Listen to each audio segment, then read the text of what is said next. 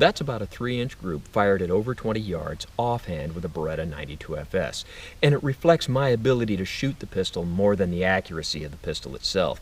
If you took my shakiness out of the equation, these bullet holes would pretty much all be touching each other. It's a common criticism of the 92FS or its military counterpart, the M9, that they are inaccurate handguns, and that's just not true. And today I'm going to show you a couple of techniques that can improve your ability to shoot a 92FS or an M9 accurately. When I say I'm going to show you some techniques to improve your ability to shoot an M9 or a 92FS accurately, the first question I get asked is, who am I to tell you anything about shooting an M9? Well, who I am is somebody who does not like rambling on about their resume. I don't have nearly enough facial hair or tattoos for that. But I'll tell you a couple of things just because they're germane to today's point. As a member of the Oregon National Guard, I won 6 state championships for shooting, 3 of which were for M9 pistol shooting. I'm an international pistol shooting champion. Suffice it to say, I'm familiar with the format. Okay, now that we got that out of the way, let's get on with today's topic. First, let me show you a close-up. Here's a brief overview of how this pistol works. Insert a magazine, chamber your first round. You can see that your hammer is cocked. Hit the hammer drop trigger deactivator, and now the pistol is effectively on safe. Push the hammer drop back up, and now it's ready to be carried in your holster. It's perfectly safe to carry it this way, the very long trigger pull acting as a safety, much in the way a double-action revolver would work. When you shoot your first round, there's a very long trigger pull. But after the action cycles, your hammer is cocked again, and all subsequent trigger pulls are very short. The most difficult shot to shoot out of this handgun is the first one. It has that long trigger pull like a double-action revolver. And if you're not accustomed to double-action revolvers, that first shot can be hard to hit with. It's also the shot that gets practiced the least because only 1 out of your 15-shot magazine is that long double-action trigger pull. So what I would tell you is practice shooting just that first shot. And after you shoot it, drop the hammer, push the safety back up, and shoot the long double-action trigger pull again.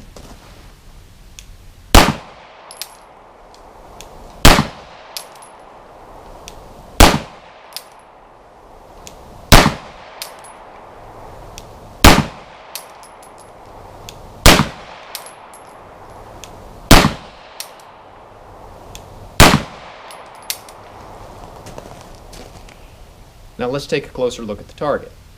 I'll occasionally hear people say that they'll crank off that first shot as fast as they can to get it out of the way so that they can shoot accurately with their subsequent shots. As you can see, the first shot with the long double-action trigger pull can be fired quite accurately with a little bit of practice. That first shot drill has to be practiced and practiced correctly. A lot of people will jerk the trigger or really anticipate that recoil and detract from accuracy.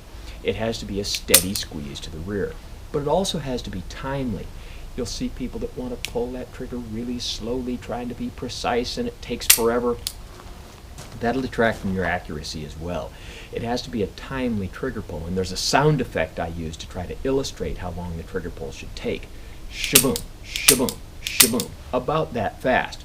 If it were 1961, it might be a hit song. Shaboom, shaboom. And that's about how long the trigger pull should take, especially in the learning process. So that first shot drill has to be practiced and practiced correctly. Well, after your first shot drill, there's something called a second shot drill or a 2-shot drill. One of the things that gives a lot of people trouble in shooting this pistol accurately is that the first shot and second shot have very different trigger pulls, and you have to practice that 2-shot drill. Let's give it a try. Then we lower the hammer, put the safety back up.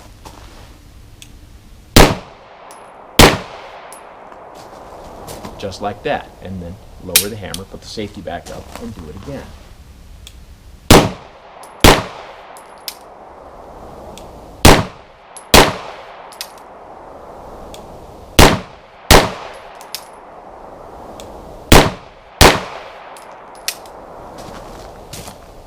Let's take a closer look at the target. And again, with a little practice, this pistol can be fired accurately. You'll notice that a lot of what I've talked about so far has to do with trigger pull, Let me show you a close-up of the trigger pull that I think will really help you. So as we've seen, the first trigger pull on this pistol is very long. All subsequent trigger pulls are short, but this trigger pull has a lot of slop in it. This is the case with most double-action autoloaders. And remember, this pistol is loaded and cocked right now. Look how much slop is in that trigger pull. And you must make a habit out of taking the slop out, then squeezing the trigger. And this is something you'll hear me say on the firing line when I'm trying to teach people is slop out, squeeze. Slop out, squeeze. And this must become a habit if you want to shoot this pistol accurately. It's very easy to say things like master the trigger, but not so easy to do. Let me show you a technique that I've found to be successful, and that is using snap caps. Now these are dummy ammunition and they have a lot of purposes, one of which is learning trigger control. Let me show you a close-up of what these look like. On your right is a regular 9mm full metal jacket round, and on your left is the dummy round, the snap cap. And as you can see, although the snap cap will chamber like a live round will, you can't mistake one for the other. So what I'm going to do is put 15 rounds of full metal jacket ammo in my pocket, and then put 5 of those snap caps in my pocket and mix them around a little bit. Then I'll take my magazine and load it without looking at it. So I know that some of these dummies are going to be in the magazine, but I don't know how many or where they'll be. And if you can't discipline yourself not to look at your magazine, then you'll have to blindfold yourself or have somebody else load your magazine for you or whatever.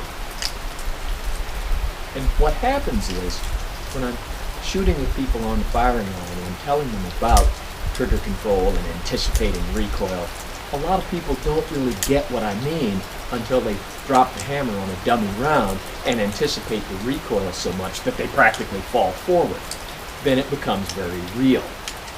And this kind of drill forces you to concentrate on your trigger pull. You'll have to bear with my slowness in loading the magazine. It's hard to get a grip on these things when my hands are this wet. Okay, once we've got it full, then we'll load the first round, and I'm concentrating on trigger pull, so I'm going to go ahead and shoot in the single action mode of this first round. And when I fire a dummy round that fails to go off, you shouldn't see the barrel dipping forward. It should move very, very little.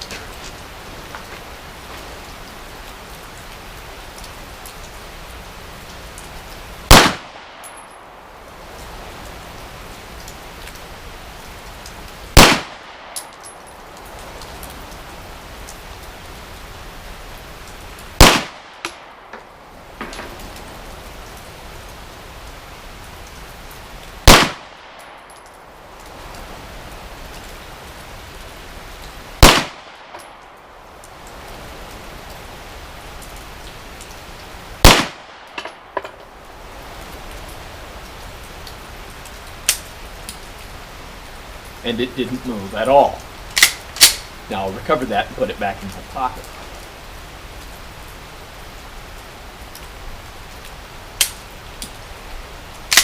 Two in a row.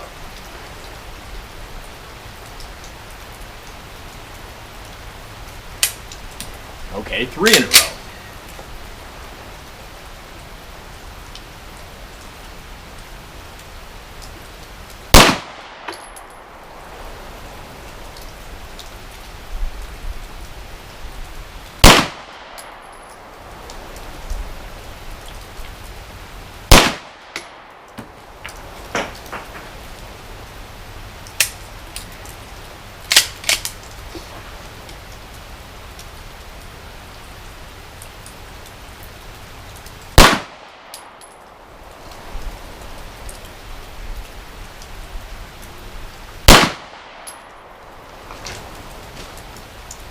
Now let's go take a look at the target.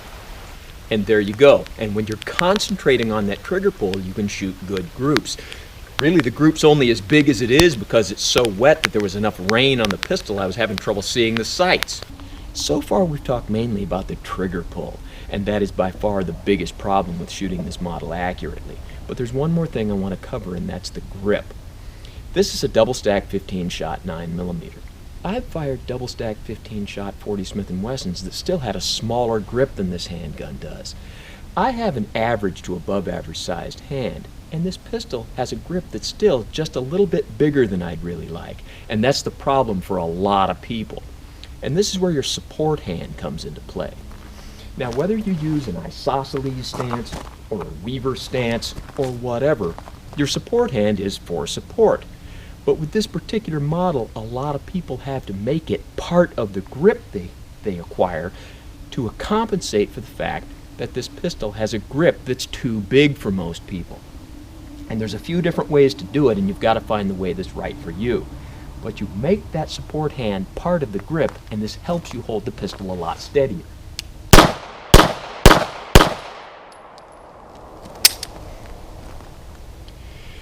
So, if you watched the entirety of this, thank you for your patience, and I hope I've shown you a few things that can help you shoot your M9 or 92 FS more accurately.